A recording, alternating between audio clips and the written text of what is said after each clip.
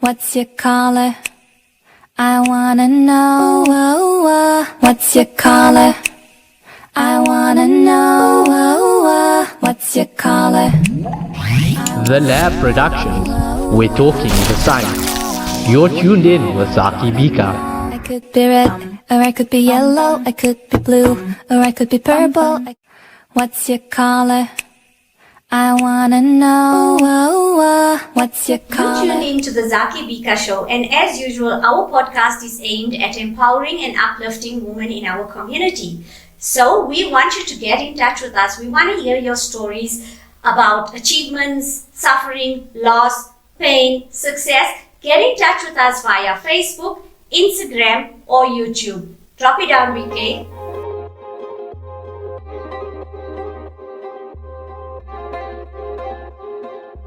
Okay, with us in studio today is Zayn Cajee. Assalamu alaikum. Walaikum salam. Jazakallah so much for being with us. Zayn is a pediatric occupational therapist and a mom to a child with Pompe disease.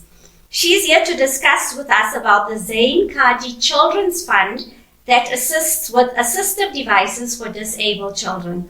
What a wonderful cause. Thank you so much for joining us, Zayn. Thank you for having me. Okay, so first of all, tell us about Zayn and this, am I pronouncing it right, Pompe disease? Yes, absolutely. Okay, tell us about that. So Zayn was born early. Mm-hmm. He's actually my second pregnancy. Okay. So we were very well looked after in my pregnancy. Zayn was diagnosed late. He was only diagnosed at 7 months. Okay. I'd been from pillar to post trying to get someone to listen. Mm-hmm. I kept on being told, be a mum, not a therapist, or you're a first-time mum, you're being too paranoid. Mm-hmm. And at 7 months, he was diagnosed. He was actually in heart failure when he was diagnosed. Okay, so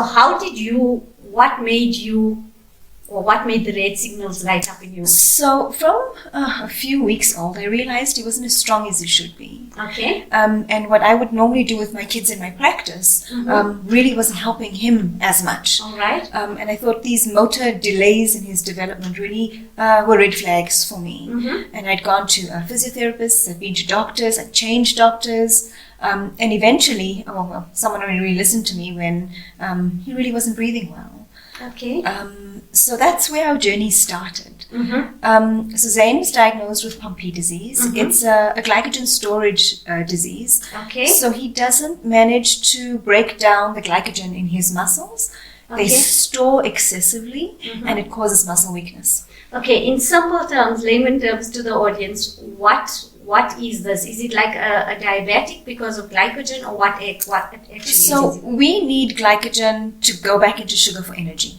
Okay. He is unable to do that process. Right. Okay. So the glycogen that sits in his muscles makes his muscles weaker.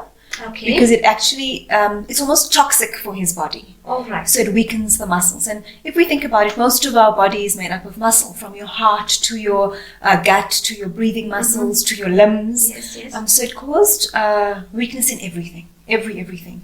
Okay. His heart was 1.5 kilos, 1.2 kilos, when he was only 6 kilos. So his heart was struggling, his breathing was difficult, and then he had the motor delay. And because he had the motor delay, we needed to look at devices to help him. Mm-hmm. And we realized quite quickly, quite early on, that Zayn is privileged enough to have so many devices that assist him.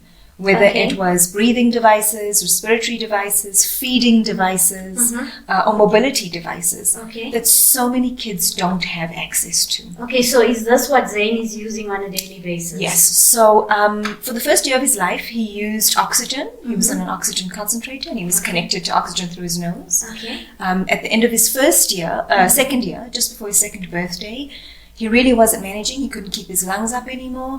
So we had to put in a breathing tube into his throat called a trachea. Yes. And then he was attached to a portable ventilator for a year, just Okay. over a year.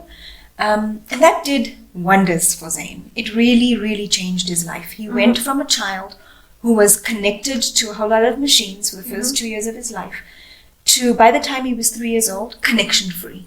Okay, Alhamdulillah, that sounds great. So what provoked you or to start this trachea fund or the Zayn Cajee So that really is where the fund was born. We had Okay. seen that Zayn needed such expensive equipment Okay. that really couldn't be accessed by so many people Yes. because of the cost of this. Mhm. And there are restrictions. There are medical aid restrictions, there are funding restrictions, and I think something that people don't understand is when you have a child with extra needs, Mhm. the cost is enormous. So what tends to happen is people tend to prioritize their income to what the child needs most. Okay. And we take for granted what these assistive devices can do. So something as simple as a wheelchair or a walker can make a child more independent. Yes. And not only just independent, but give the child the correct postures or the correct seating devices so that the child doesn't run into further disabilities or difficulties as they get older. Absolutely. And also, these devices make it easier on the caregivers.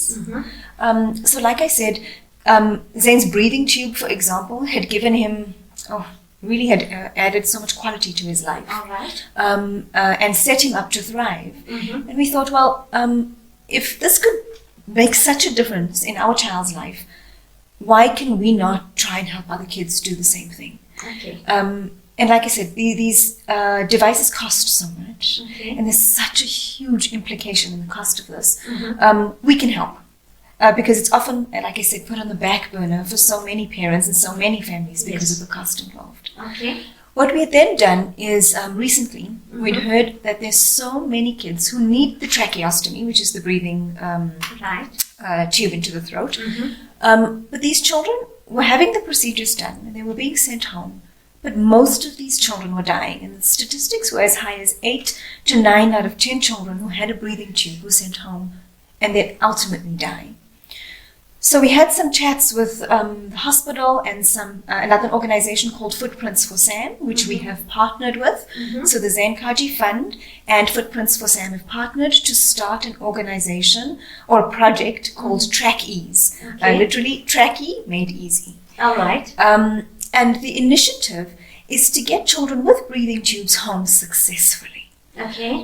Because so many children who are going home with breathing tubes, particularly in government organizations, are not being sent home, number one, with the assistive devices that they need, Okay. or secondly, most importantly, with the training. Yes. So I remember that with us, for example. They told me Zayn is coming home. We're preparing to come home from the hospital, and there was a shipment of boxes on my floor to get him ready to come home with equipment and devices and so forth. And I'd opened up all the stuff, and I had no idea what the stuff was for. And I remember taking out my phone and going onto Google to find out what all this equipment was for. And I thought, if I'm struggling to do this, can you imagine how to send someone else from a disadvantaged background without any medical background home to be able to look after their child with a breathing tube? Okay. And this is a tube that needs to be changed every day. You've got 2 tubes. You've got to know what to do if your child stops breathing, if the tube gets plugged. So the training becomes exceptionally important. Okay. And that is what we are also looking at. So with Footprints for Sam and the Zayn Cajee Fund, we are not just looking at sending the child home with the right devices, but also training for parents and caregivers so they're empowered when they go home to look That after their is child. super great. So, Reisa, tell me, how are you raising funds currently? So our funds are very much community driven. Okay. People hear about the projects that we are starting up. We have different projects at different times. And we rely on donations. So we rely on support from the community. We have previously, pre-COVID, run fundraising initiatives, whether it was restaurants that would help us out, or cake sales, and so forth. With COVID, we haven't managed to do any specific fundraisers in that regard, or community-based fundraisers. So we really have been appealing to communities to be able to help us. Okay, now with the COVID pandemic, has there been increases in issues or? Absolutely. So what's happened is many people have lost their jobs. In families where we're seeing maybe 2 people were working, we're now seeing 1 person that has been working. People have really, really been struggling. Last year we had such an influx of applications. Families just saying, we need help. Okay. And whether it was things like assistive devices in terms of mobility, so walkers or wheelchairs, or whether it was hearing aids or communication aids, we have been inundated with applications for help. Okay. How